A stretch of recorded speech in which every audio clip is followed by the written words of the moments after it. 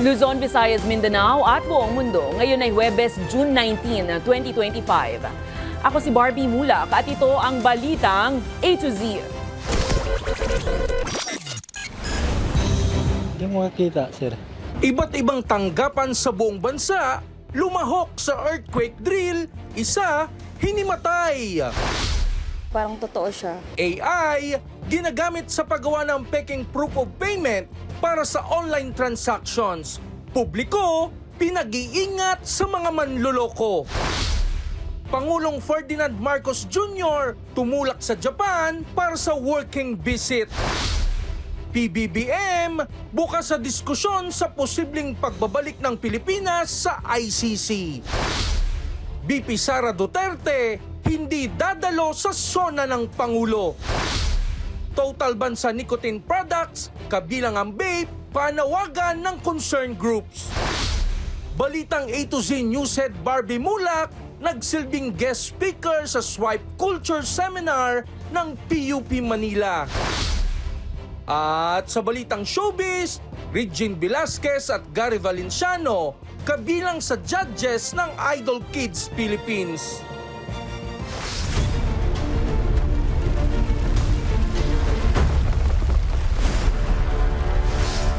Magandang gabi, pambungad sa ating newscast. Idinaos sa iba't ibang tanggapan sa buong bansa ang earthquake drill ngayong Huwebes bilang paghahanda sa sakuna. Pero tingin ng local officials, kulang sa pakikilahok mula sa publiko. Sa gitna naman ng pagsasanay, isa ang nahimatay.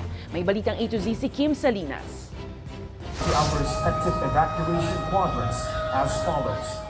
Sa tunog ng sirena, nagsilikas ang mga tao mula sa gusali ng National Capital Region Police Office. Ito ay bahagi ng second quarter nationwide simultaneous earthquake drill.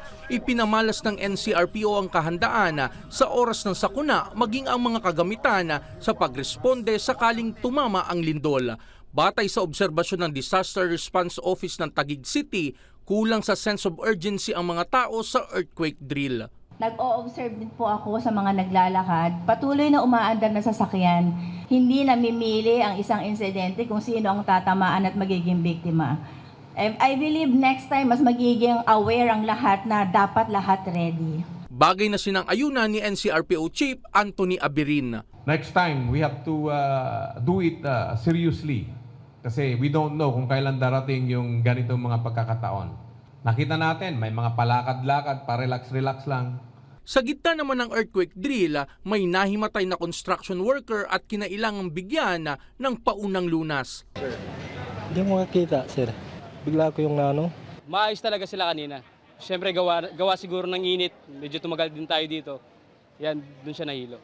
Paalala ni Abirin sa simpleng pag-duck, cover and hold at mabilis na pag-aksyon ay maraming buhay ang maliligtas. Kaya't dapat seryosohin ang bawat pagsasanay. Dapat isa puso natin. And not only that, wag na nating hintayin pa yung real McCoy. Next time, i-observe na natin yung tama. Nagpaalala naman ng NCRPO Chief sa mga kawani ng pulisya na hindi lamang pagpapanatili ng peace and order ang kanilang tungkulin, kundi maging pagresponde sa panahon ng kalamidad. Para sa Balitang A to Z, Kim Salinas.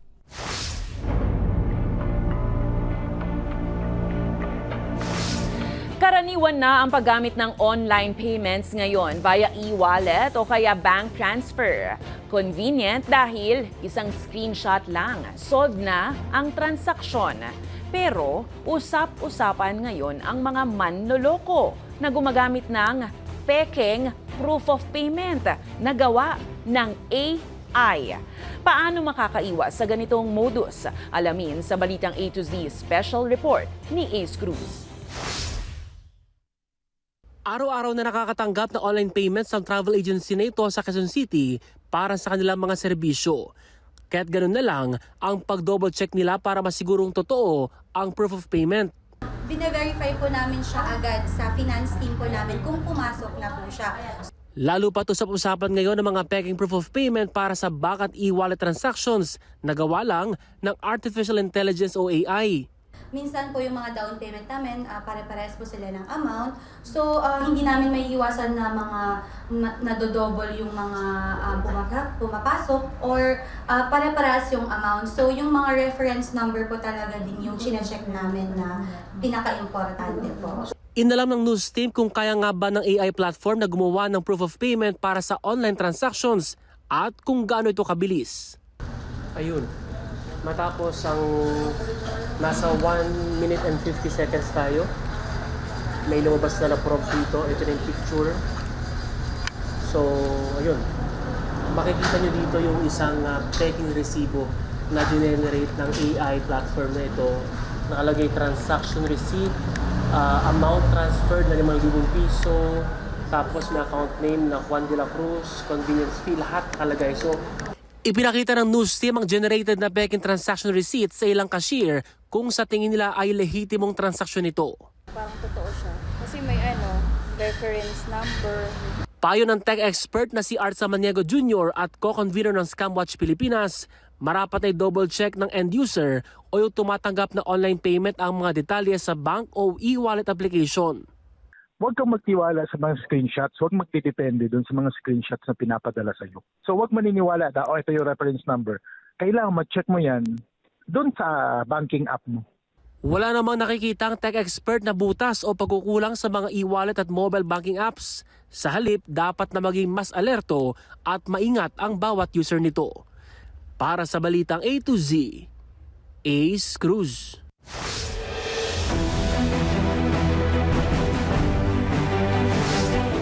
Bukas si Pangulong Ferdinand Marcos Jr. na talakayin ang posibleng pagbalik ng Pilipinas sa International Criminal Court. Ayon sa Malacanang, wala pang formal na usapan sa ngayon pero nagpahayag na noon ang Pangulo ng kanyang kahandaan na muling sumali sa ICC. Ito'y kasunod ng panawagan ni UN Special Rapporteur Irene Can na buksan muli ang talakayan sa pagbibigay daan sa re-accession sa Rome Statute. Matatandaang lumabas ang panawagan sa gitna ng mga isyong kinakaharap ng ilang opisyal, kabilang na ang dating Pangulong Rodrigo Duterte na nasa kustudiya ng ICC. Sinabi po at ang suggestion po ng UN Rapporteur, ito po ay magandang suggestion at pag-aaralan po kung talaga pong dapat pa rin sumapit. Right? Magiging mag-join sa ICC at i-ratify yung ibang international human rights law. So pag-aaralan po ito mabuti natin pang. Lumipad na papunta sa Osaka, Japan si Pangulong Ferdinand Marcos Jr. para sa isang working visit ayon sa palasyo. Ayon kay Palace Press Officer Undersecretary Claire Castro, ngayong tanghali ng June 19 umalis si PBBM. Bibisitahin ng Pangulo ang World Expo sa Osaka na nagbibida sa kultura at turismo ng bansa. Kasama rin sa agenda ng Pangulo ang pakikipagkita sa Filipino community sa lugar. Inaasahang babalik ng Pinas ang Pangulo sa weekend. Itinalaga na ang dating pro-Bangsamoro Autonomous Region in Muslim Mindanao Director na si Brigadier General Romeo Macapas bilang bagong hepe ng Criminal Investigation and Detection Group. Pinalitan ni Macapas ang ngayon PNP Chief General Nicolas Torre III na dating hepe ng CIDG bago ang kanyang promosyon. Batay sa special order, epektibo ito simula ngayong June 19. Ang CIDG ang tumututok sa mga malalaking kaso gaya ng organized crime at high-profile na krimen. Bahagi ang pagtatalaga kay Macapas ng malawakang balasahan sa hanay ng PNP kung saan mahigit 20 opisyal ang nabigyan ng bagong posisyon. Ilang linggo lamang matapos umupo si Torre bilang PNP Chief. Kinumpirma ni House Secretary General Reginald Velasco na hindi dadalo si Vice President Sara Duterte sa ika-4 na State of the Nation Address ni Pangulong Ferdinand Marcos Jr. sa July 28. Ayon kay Velasco, nagpadala na ng liham ang Office of the Vice President para ipabatid ang hindi pagdalo ni Duterte. Ngunit walang ibinigay na dahilan. Nung nakaraang taon, hindi rin dumalo sa SONA si Duterte matapos magbitiw sa gabinete ni Marcos sa gitna ng tensyon sa pagitan ng kanilang mga kampo. kampo. Si VP Sara pa lang ang nag-decline sa mahigit 200 imbitasyong ipinadala sa mga panauhing institusyonal. Matatandaang noong February, inimpeach si Duterte ng Kamara dahil sa alegasyon ng katiwalian at umano'y planong pagpapatumba kay Pangulong Marcos na mariin niyang itinanggi kahit na nasambit niya ito sa kanyang posted live video. We have received a letter from the office that she is not attending.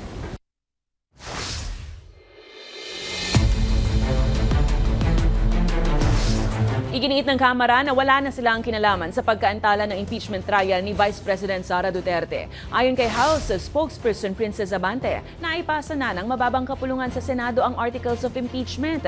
Pinabulaanan din ni Abante na tinanggihan nila ang entry of appearance ng kampo ni Duterte. Anya, hindi lang malinaw ang dokumento na ipinasa sa gate ng batasan, lalo't wala itong cover letter, kaya't hindi agad natanggap. Binanatan din ni Abante ang Senado sa paggamit ng issue para ibaling ang sisihan.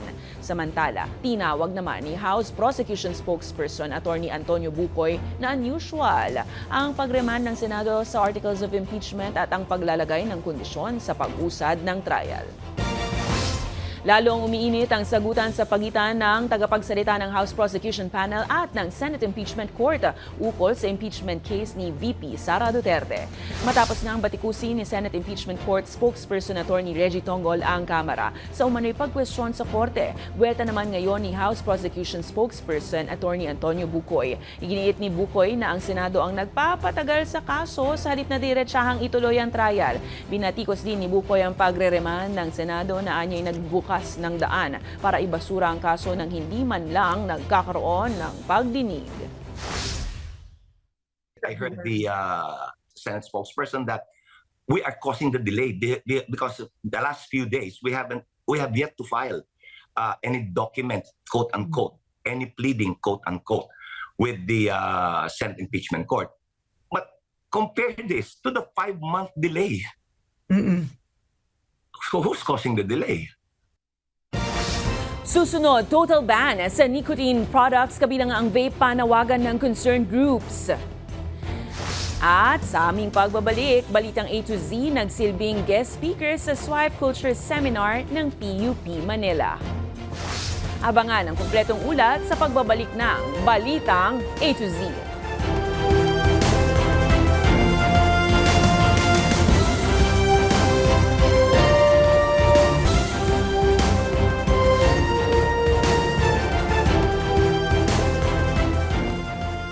Ipinatigil ng Department of Transportation ang singil ng toll sa northbound ng North Luzon Expressway, Marilao matapos masira ulit ang tulay sa isang truck accident na nagresulta sa kamatayan at matinding trapiko. Naulit ang insidente nitong Miyerkules kung saan tumama ang isang overheight na container truck sa beam ng tulay at bumagsak ito sa isang AUV. Nasawi ang isang 54 anyos na lalaki habang 6 ang nasugatan kabilang ang isang sanggol. Ayon sa DOTR, hindi dapat maningil ang NLEX Corporation hanggat hindi naayos ang lahat ng 4 na hanay sa Marilao Interchange. Aminado ang NLEX Corporation sa pangyayari at nakiisa sa investigasyon ng mga otoridad.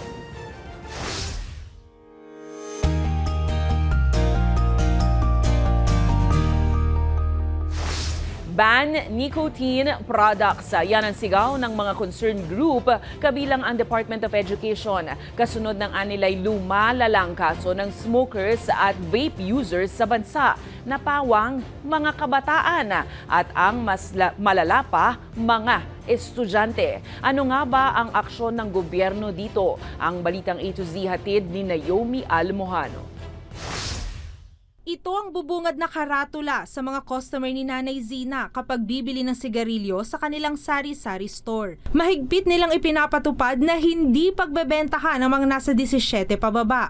Base na rin sa Republic Act No. 9211 o ang Tobacco Regulation Act of 2003. Mabenta talaga ang sigarilyo. Sa ngayon walang edad-edad pero hindi kami nagbebenta sa minor. Wala pa naman silang kapasidad talaga magbisyo, mga estudyante sila, mga ganon at saka para na rin sa health nila, gano'n. Ang batas ni Nanay Zening, kapag may mga nagpumilit, Sabihin nila, 18 na sila, 19, pakita mo ID mo. karamihan din sa mga vape shop na tumanggi ng magpa-interview, may nakapaskil na babala sa kanilang mga tindahan. Ito ang stick na sigarilyong nabibili sa mga tindahan sa halagang 8 piso hanggang 10 piso base yan sa brand.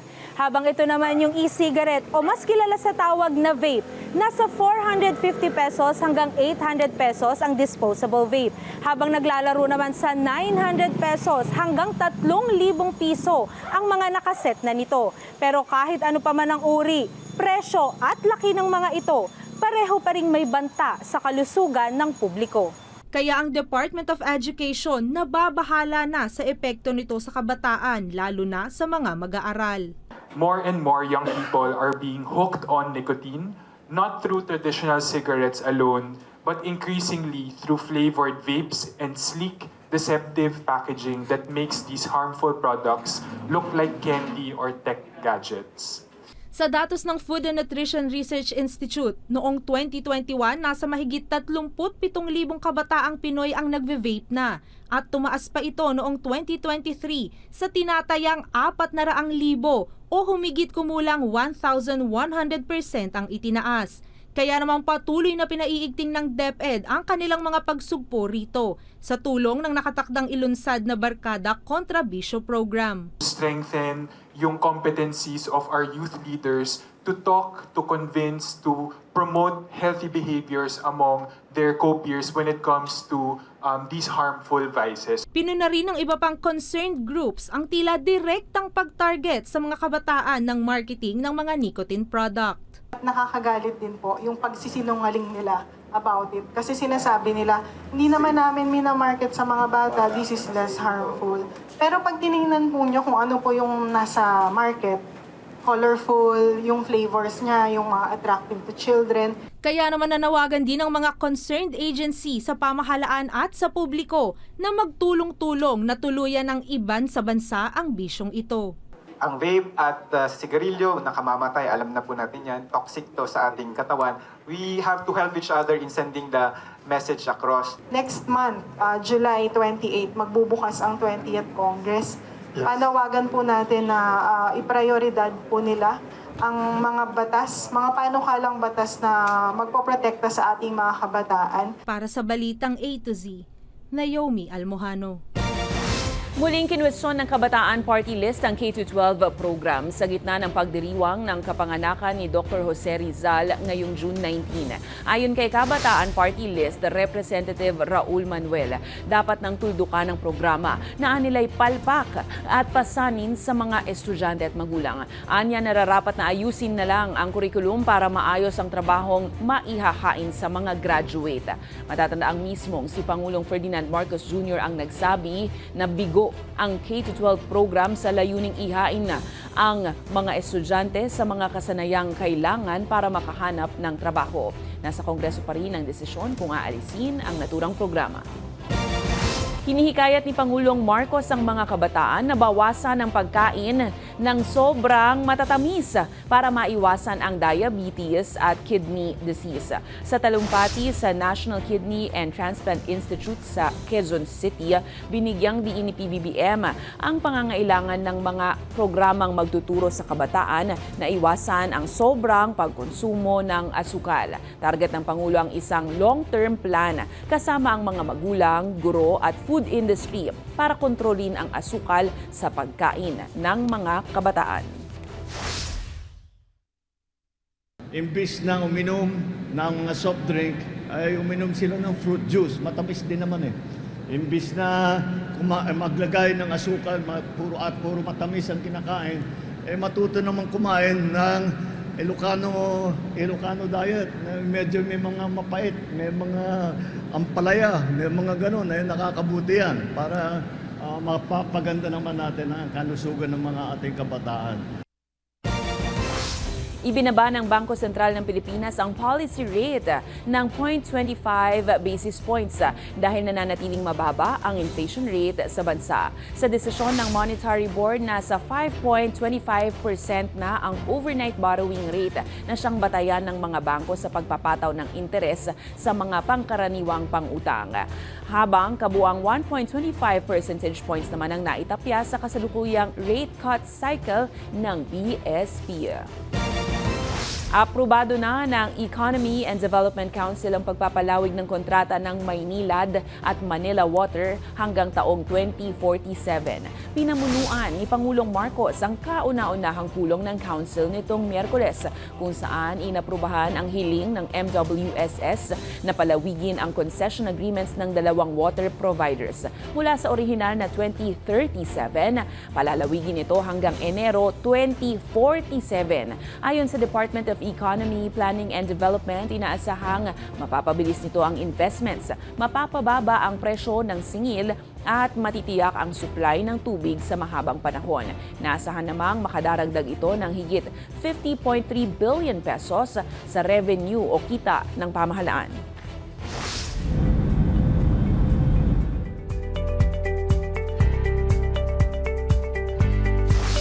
Muling nagpakawala ng mga missile ang Iran papuntang Israel at tinamaan ang isang ospital sa gitna ng lumalalang tensyon sa rehiyon. Ayon sa Israeli Foreign Minister, tinamaan ang Soroka Hospital sa Beersheba na nag-iwan ng hindi bababa sa 32 sugatan matapos ang pag-atake. Ito na ang pinakamalakas na pagsabog na naitala mula nang magsimula ang labanan noong nakaraang linggo.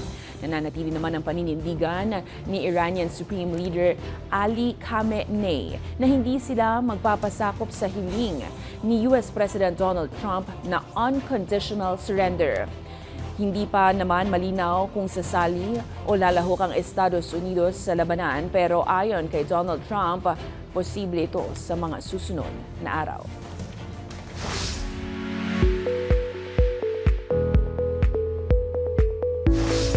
For sure, kailangan ng maghanda ng BT21 fans dahil ang very cute chibi anime characters ng BTS sa BT21 nasa Pilipinas na.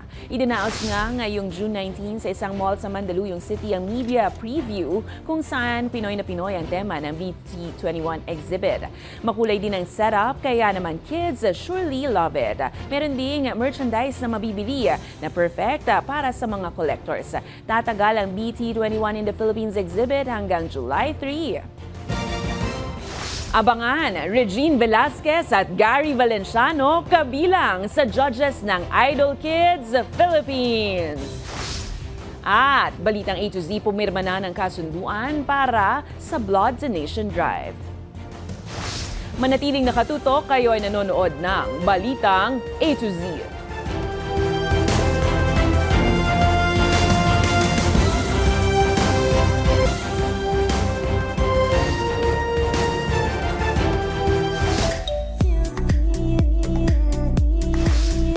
Tagisan ng husay at galing sa pag-awit ang muling bibida sa bagong singing contest at first ever sa bansa, ang Idol Kids Philippines.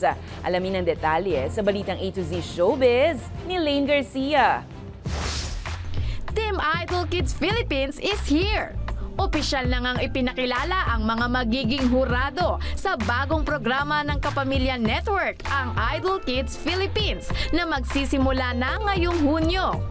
Sa media conference ngayong Webes, June 19, isa-isang ipinakilala ang judges para sa naturang show na sina Asia Songbird, Regine Velasquez, Mr. Pure Energy, Gary V, Queen of Teleserye Theme Songs, Angeline Quinto, at OPM singer-songwriter and actor, Juan Carlos Labajo.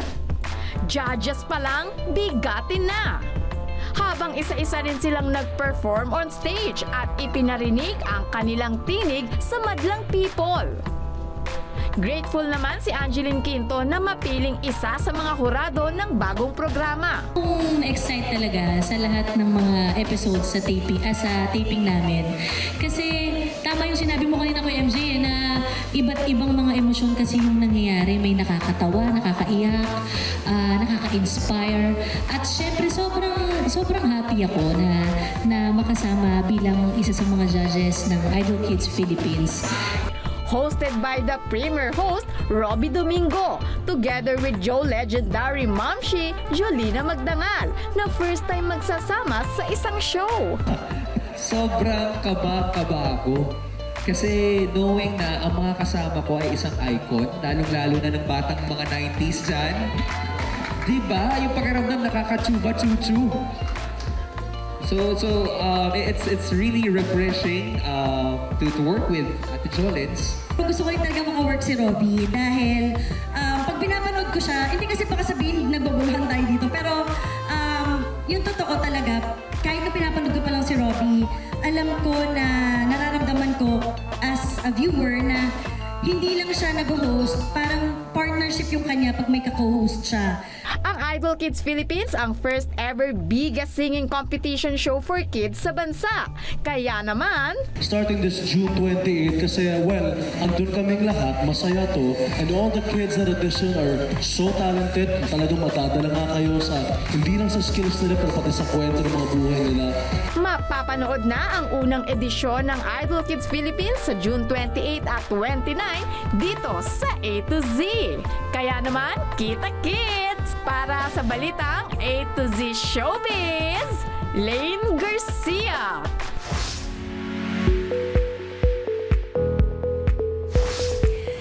Hanggang 8 segundo na lang ba talaga ang atensyon na kayang ibigay ng isang tao bago mawalan ng gana sa pinapanood? Yan po ang tinalakay ng inyong lingkod sa ating pagbisita at pakikisaya sa PUP Manila sa katatapos na Swipe Culture Seminar. Samantala, nagpirmahan naman ng kasunduan ng Balitang A to Z, Dugong Alay Dugtong Buhay at pamunuan ng Riverbank Center para sa gaganaping Blood Donation Drive sabay sa nalalapit na anibersaryo ng ating programa sa susunod na buwan. Ang detalye sa Balitang A to Z ni Rod Garabot.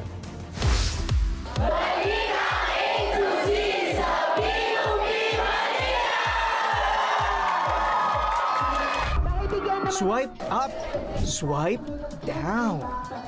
Hot topic ang nagbabagong digital attention ng netizens at viewers sa katatapos na Swipe Culture Seminar na inorganisa ng marketing students ng Polytechnic University of the Philippines, Manila.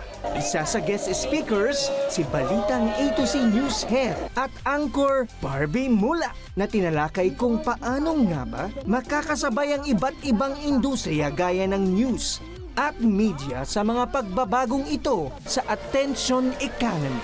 Sa 15 seconds lang, nag-trending na siya. Trending? So, ganyan siya eh.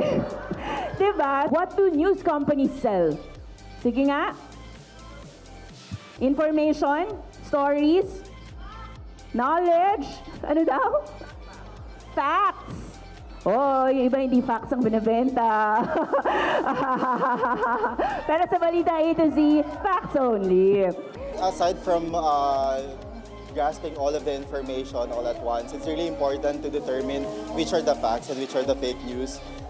And to really determine what are the things that are valuable to yourself. The swipe culture era nga po, sobrang baba ng attention span ng mga tao. That's why it is important na makatch natin sila within 3 seconds pa lang and makapag-connect tayo with them. At syempre, hindi matatapos ang event ng walang pag-games.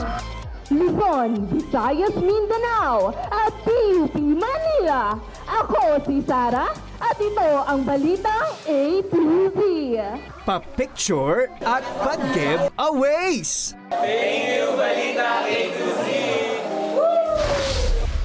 Samantala, nagpirmahan naman ngayong araw ng Memorandum of Understanding ang Dugong Alay Dugtong Buhay at pamunuan ng Riverbank Center sa Marikina City para yan sa upcoming blood donation project ng Balitang A to Z. It's part of Riverbank social responsibility na tumulong din sa mga sa community. So, naniniwala kami sa project ng A to Z na to na marami kami matutulungan. 3 tao, 3 buhay ang madudugtungan natin sa mga dugo na yun. Kung naging healthy na yung nag-donate, makakatulong pa po tayo sa mga nangangailangan lalot ng dugo. Nananawagan tayo at kumakatok sa mga organisasyon to partner with Balitang A to Z sa makabuluhang project na ito. Naghanap po tayo ng voluntary blood donors. Ang sinasabi ko nga lagi ay wala tong gastusin, libre pong makatulong. Ang pinakamalaking regalong matatanggap ng mga blood donors ay yung regalo na nakapagdugtong sila ng buhay ng ibang tao. Ang Balitang A to Z Blood Drive nagaganapin sa July 12 sa Riverbank Center, 10 a.m. hanggang 3 p.m. ay bahagi ng paggunita sa nalalapit na ika-4 na taong anibersaryo ng ating programa. Para sa Balitang A to Z, Rod Garabot. Kung kayo ay may kwentong kakaiba, mga kwento ng pag-ibig o storya ng inspirasyon at pag-asa, maaari itong ibahagi. Sumali sa ating Facebook group na Balitang A to Z. Panoorin ang replay ng ating programa at sundan ang ating social media pages. Hanapin ang Balitang A to Z. Ang ating pabaong quote of the night ngayong Huwebes sa paggunita ng anibersaryo ng kanyang kaarawan ay mula sa ating pambansang bayani, si Dr. Jose Rizal. Ang sabi niya, sa labanang ito, talino ang pinakamatinding sandata ng tao at tapang ng damdamin ang kanyang pinakamalakas na puwersa. At yan po ang mga balita at impormasyon, mga kwentong may dalang inspirasyon na tinutukan ng Balitang A to Z. Ako si Barbie Mulak, maging maalam, makialam. Magandang gabi sa iyo, Pilipinas!